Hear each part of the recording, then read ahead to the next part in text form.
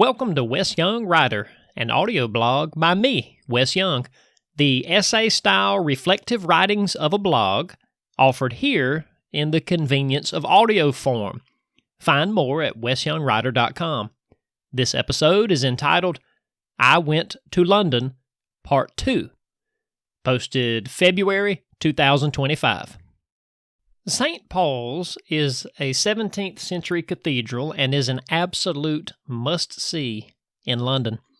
Walking up to the front of this building, I thought for a moment that my neck wouldn't bend back far enough to see the top. I had been to cathedrals, but never anything like this. It was bigger than big. Its massive dome soars to 364 feet, and it was the tallest building in London until 1963. It must have been a tempting target for Luftwaffe pilots during the Blitz. The cathedral survived, though, with significant damage, suffering, as I understand it, 2 direct hits. Normally there is an admission fee, something like £25 to tour St. Paul's, but if you're going for an actual service, it's free. I want to add, though, that 1, you shouldn't go to a service just to save money, and 2, because people sometimes do just that, the ushers shoo folks out immediately after the benediction. No time for looking around. For me, just walking into the building was something of a transcendent experience. From the noisy, busy streets of the world to the dark, quiet majesty was like stepping through the clouds. Now, I need to pause here and clarify something. For me, the jury is still out on cathedrals. On the one hand, hundreds of people taking hundreds of years to orchestrate their combined incredible talents for the construction of something so magnificent for God, there is beauty in that. True, the heavens, even the highest heavens, cannot contain you, O God, but cathedrals are probably man's best go at it.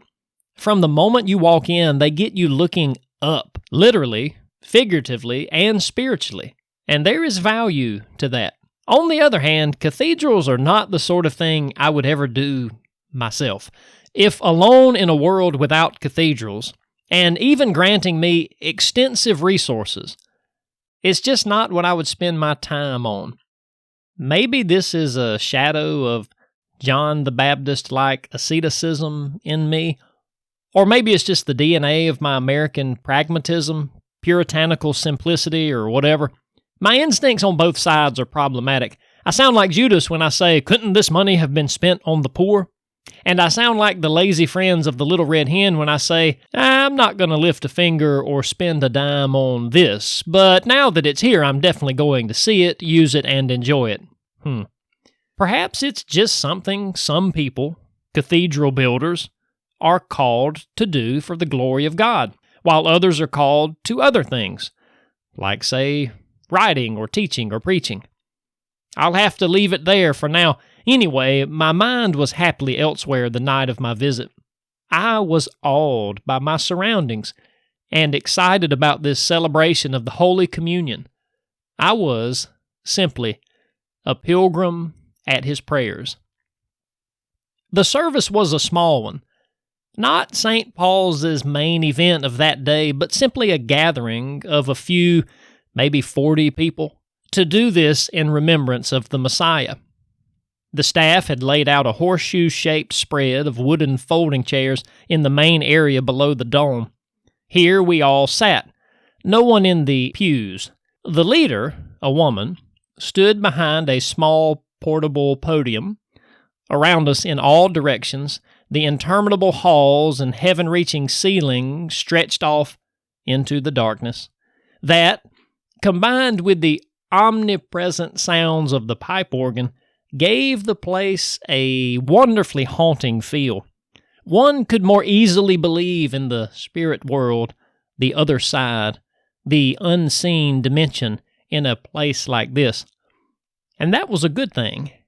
It's always good to believe things the way they are.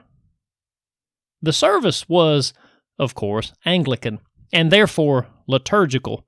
We, the participating congregants, followed along with the prayers, the readings, and the creeds in the pamphlet provided for us. This all climaxed in the taking of the bread and the wine. It was wonderful. No, better than that. It was divine. The living monument of the Lord's Supper is meant for the remembrance of Christ. And it was. It really was. Aesthetically, the only thing missing was the incense, the fragrant smoke once so common in liturgical services, here replaced by, I'm sorry to say, an electric fog machine. Unscented water vapor pumped into the air behind the altar. It's just not the same as fire and strong smell and smoke symbolizing our prayers going up to heaven.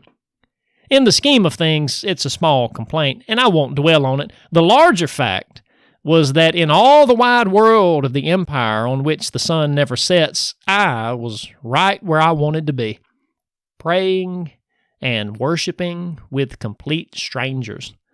C.S. Lewis once described the family of believers as something like a secret society, or call it a not-so-secret society.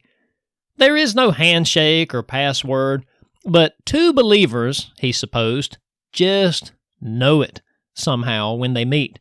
Quote, "To put it at the very lowest," he said, "it must be great fun." End quote. I agree. There was something strange and profound and wonderful about being thousands of miles from anyone that I've ever known and entering into something so intimate and important as prayer. Just like that. There was no ticket or pass or appointment, no proof of identity or membership dues. There was just one person and another, worshiping the God of Abraham, Isaac, and Jacob, remembering his son, Jesus, the Christ. And that wasn't all. After the service, the person in the seat to my right, an older fellow who was also there worshiping alone, struck up a conversation with me. His accent told me he was local, as my accent told him I was not. That got the conversation going easily enough, but I'm happy to say we skipped past the small talk with the swiftness of those who want to talk about deeper things. Sooner rather than later, we were on the subject of God. This was not his home church, he explained. He regularly attended a church whose name I now forget, just on the other side of the Thames. He came to St. Paul's occasionally for the evening communion. It was important to him. Yes, I said, to me too, and I don't get to take it often enough. What denomination are you, he asked. Now let me say, some part of me always hiccups at this question, much like I hiccup or throw up when asked what party I vote for politically. I'm more interested in patriotism and liberty than party lines, and I'm more interested in love and the Lord than with doctrinal divides. But I get it. It's a quick label delivering a convenient package, and if you don't have time for a pub and a pot of tea, denomination labels expedite the conversation. I am a Baptist. I align doctrinally and pragmatically more so with Baptists than with other flavors of the faith. But let's stay focused. If you ask me, I'll say Baptist, just like if you ask me in what room of my house I prefer to read, I'd answer the living room, knowing, though, that the central fact is not where I read or where I sit when I read, but the book that I'm reading and what that means to me. Anyway, I replied to the man, I'm a member of a Baptist church. Actually, I'm an ordained preacher. You pastor a church? He replied. No, I'm a supply preacher. And I went on to explain what that was, not sure if Englanders knew the term. But you come here, he asked. And it was a fair question. Bare-bones Baptist meetings are a far cry from the high church of an Anglican liturgical service. Plus, since he sat next to me all through the service, he knew that I knew my way around the call and response prayer book, the Anglican order of service, and all of that. Well, I was raised Episcopalian, I said. Then he surprised me by saying something that is exactly what I would have said. It is exactly what I have said many times before. The Baptists have the word, he said, the preaching. the adherence to the Scriptures.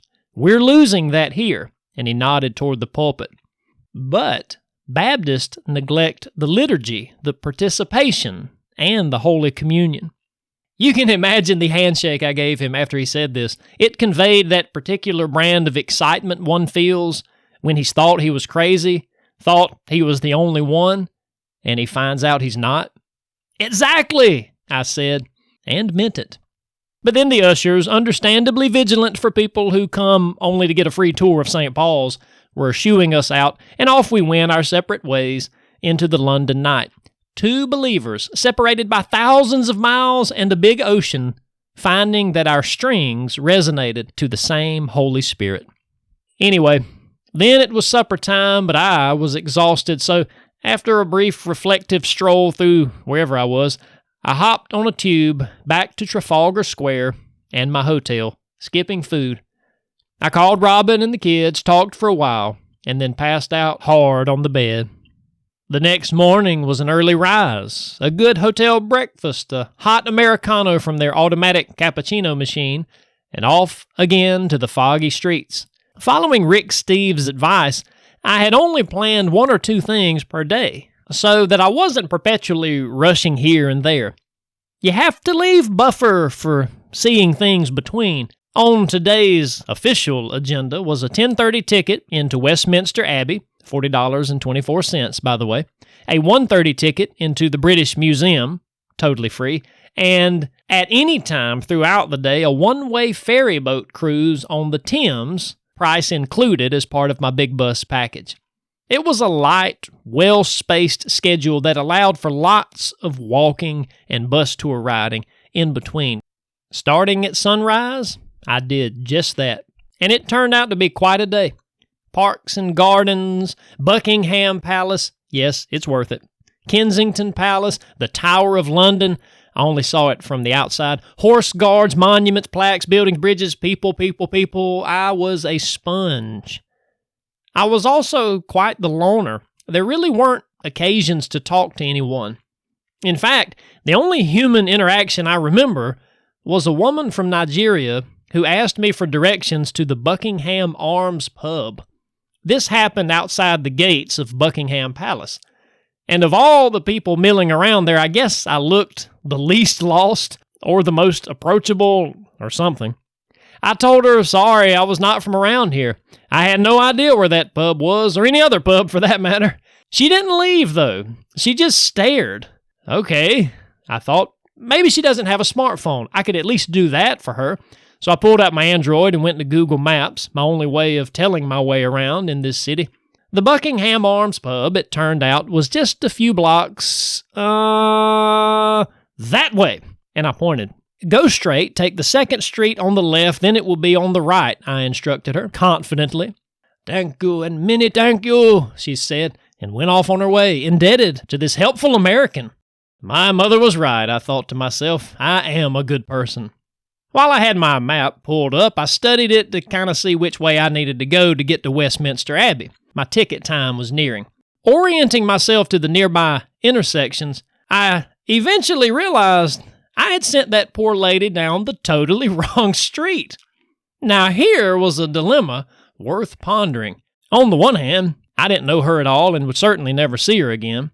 Plus, I was a lost and wandering tourist, as was she, and come on, people, it's each tourist's responsibility to know how to get around. If you're going to take a trip to a foreign land, you should be capable of navigation. Plus, I continued desperately to rationalize and justify myself. It might freak her out if a strange man came chasing after her on some London side street, I said. I should just let her go. She'll find her way. But then, just like Barney Fife with his stray dogs, I proceeded to talk myself right around in a circle. Within a minute, I was fast walking in pursuit of this poor lady that I had sent to who knew where. Following my own erroneous directions, I took the second street to the left, and sure enough, there she was, wandering, looking up to the 4th and 5th levels of the taller buildings, perhaps thinking the pub was up there. This was a quiet side street, not a place a tourist would typically go when visiting Buckingham Palace. I called out gently, trying to sound non-threatening, Excuse me, hi, yeah, me again. Oh, hi, she said. I think I told you wrong. Here, and I showed my phone map to her again, pointing out the blue dot that was our precise location. It's not far, I said, pointing out the mark of the Buckingham Arms pub. Let's just walk there together. Oh, thank you, she said. Down an alley we went, up a street, across an intersection, and then zip bam boom, there we were, at the actual Buckingham Arms pub. It was closed. So are you meeting someone here? I asked. No, she said, smiling. Then, oddly, she walked to the door of the pub and knocked. It was weird enough to be in a Sherlock Holmes mystery. And a man came to the door from the inside. He unlocked it and opened it. If this was some sort of con, I thought to myself, I was about as confused a patsy as one could hope for. What was this? Can I help you? He asked. This is the Buckingham Arms pub? The lady asked. Yes, the man said. I am looking for the... and then something guardhouse. I can't remember what. My son is stationed there. He told me it was across from the Buckingham Arms pub. Oh, yes, the man said. Right there. And he pointed across the street. Thank you, she said. Do you need anything else from me then? He asked, looking from her to me. I just shrugged my shoulders as much as to say, I don't even know why I'm here. No, thank you, she answered again, and so the man went inside. So this is it, I said. So you're good. Oh, yes. And she began to cross the street, heading for whatever building that was. Thank you so much, thank you. You bet, I said. Have a good day. And so we parted ways. Her having found her destination, and me having either participated unwittingly in some sort of international espionage, or maybe having just simply helped a nice lady find her son. Now to Westminster. But first, being as I was right at Buckingham Palace, and noticing some activity and swelling of crowds hereabouts, I thought I should at least look up the time for the changing of the guard ceremony. I found the website, and rats, the event was only 30 minutes from now. But I couldn't stay, because I'd booked my ticket to Westminster at the same time. This moment was the only real blunder I remember in all of my homespun itinerary. It would have been nice to be able to see the changing of the guard. Oh well, no helping that now. Off I walked through St. James's Park and toward the Abbey. What can I say about Westminster? It's bigger than big. Whatever bigness I had envisioned, even after seeing St. Paul's, I needed to think bigger. I was wowed just approaching the place, and after getting my QR code scanned on my ticket and being admitted through the various entrance gates, I was awed again on the inside. Westminster was hands down the best thing I saw in London. It was the only thing that topped, for me, St. Paul's Cathedral. Not that it's a contest. Because of its awesomeness, Westminster was also packed to the gills. Rick Steves had warned me about this, though, and he said that you have no choice when inside but to follow the flow of the crowds through the aisles and the halls and various altar and crypt areas. No problem. The flow of the crowd was slow and calm and allowed plenty of time for soaking it all in along the way. I do have a quick bit of travel advice right here.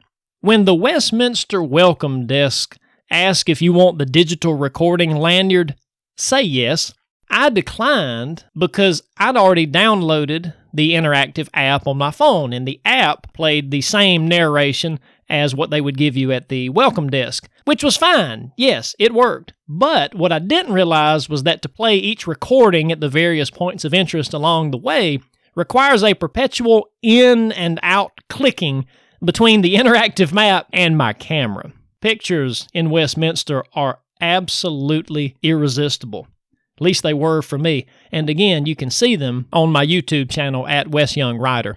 But the problem was, practically speaking, that each photo, as I took it, was then followed by a necessary reopening and a slow reloading of the map app, which turned out to be a constant delay and distraction, back and forth between the camera and the app, the camera and the app. My advice, either get the lanyard or bring a separate camera. Both would have solved this problem. Nothing was ruined, though. And everything about this tour amazed me.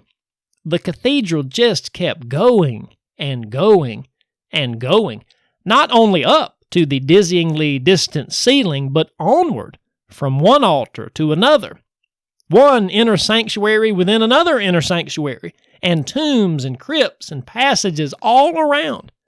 The heavens declare the glory of God, but these architects gave it their best shot for sure. I was about 30 minutes into the tour and milling about the sanctuary before the main altar when a priest took to the pulpit and asked for everyone's attention. I wondered what this was. "Welcome to Westminster Abbey," he said. "Every day pilgrims from around the world come to this holy place." I was thrilled. He actually used the word pilgrims. "This is not just a historic site," he continued, "but it is also a house of prayer," at which time he then asked us to join with him in a moment of prayer. The whole place grew silent and still. I bowed my head as he prayed. It was a moving moment. After the amen, he then added this announcement. "In a few moments, we will be holding a small prayer service in the chapel of St. Edward the Confessor.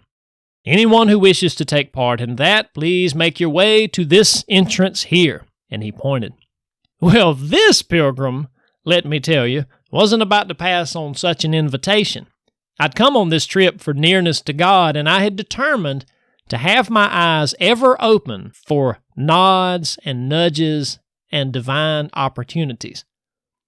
There were, 2,000 people in the Abbey at that moment. 4 of us went to the service. 5 if you count the priest. But I was happy to be there. And he directed us to sit in one of the, 20 or so folding chairs that were arranged in a semicircle around a large tomb in this inner room. He handed us laminated liturgy guides for the call and response service. He welcomed us and then explained the history of the holy relics, the bones of St. Edward's, next to which we were sitting. And he explained also their unique status here at the Abbey. It was all very interesting, but I will admit, at the phrase holy relics, I began to get a little worried. I wondered in that moment if Anglicans prayed to relics. I didn't think they did, and I certainly wasn't about to, but my thoughts were happily interrupted by the priest's explanation, which ran something like this. "We do not pray to the bones of the saints. We pray to the Lord only. However, these monuments serve as a reminder of the great cloud of witnesses who went before us and are present now with the Father." Well, that suited me perfectly, and so away we went. The service, it was short, but it was wonderful. Afterwards, the priest invited everyone to take a few moments to walk around and view the tomb. See, this room was not accessible to the regular tour, and he knew folks, if they were interested enough to come in here at all, would want the opportunity to look around. It was a nice thought, but for me, I had gotten what I came for, which was the prayer and the fellowship with the witnesses, dead and alive. I headed for the stairs. I really wanted to keep a copy of the handout for rereading later, but the priest collected them as we went out. No big deal. I thanked him and dove back into the ever-circulating current of sightseers, making our rounds through the other tombs. Queen Elizabeth I, for example, and King Henry VII, and Mary, Queen of Scots.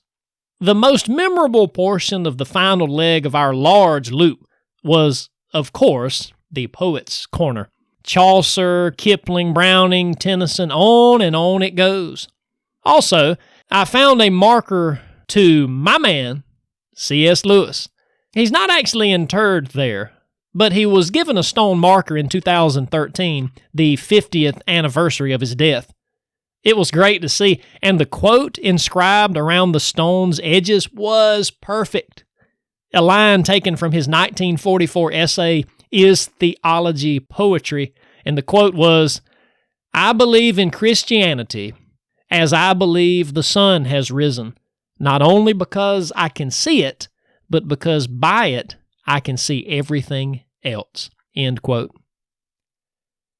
While I was taking in all the people of Poets' Corner, I noticed also a large double door, ancient looking, on the far wall. a clergyman went through, and feeling curious, I walked over to read the sign posted on the outside of the door. It didn't say keep out, which was promising, but it didn't say come on in either. The sign labeled the room as a prayer space or something like that. But for whom, I wondered? Just the clergy or anyone who wanted to pray? I honestly think it was the latter, a prayer space for anyone, seriously. But I chickened out on asking, which was really silly of me. Moving on, after a lap around various courtyards and annexes, one of which contained Britain's oldest door, by the way, I made my exit to the west door, what you might call the front door, or main entrance, really, and I checked out the coronation chair before exiting the building entirely. It was the leaving, in a way, that I most remember. Stepping out of that dark, meditative, ancient world, and entering again the glare of a bustling modernity. So it goes. Now back on the streets of London, I went from the Abbey to the British Museum, sitting for a meal of fish and chips somewhere along the way. I followed up the museum with a ferry boat ride on the Thames and filled in all the gaps of time with walking and bus riding. Every moment was time well spent. London was a bustling whirlwind, but a magical one from top to bottom. It has the Times Square megascreen madness in Piccadilly Circus, but also the serenity of swans on a reflective pool under some fairy tale bridge in some quiet and green park, or some placid canal in Little Venice, one of my favorite unplanned discoveries, by the way, Little Venice. London has real mummies at the museum and fictional detectives at Baker Street. It has quite a lot. And as the sun set on this day, my second day in London, I felt like I'd been there a week, and I felt I needed another week more, or a month. Now, though, it was time for a beef and ale pie followed by a full night's sleep. Tomorrow would be an early morning, for I had a plane to catch. Tomorrow, yes, tomorrow, I was off after all these years of dreaming to Ireland. To Ireland.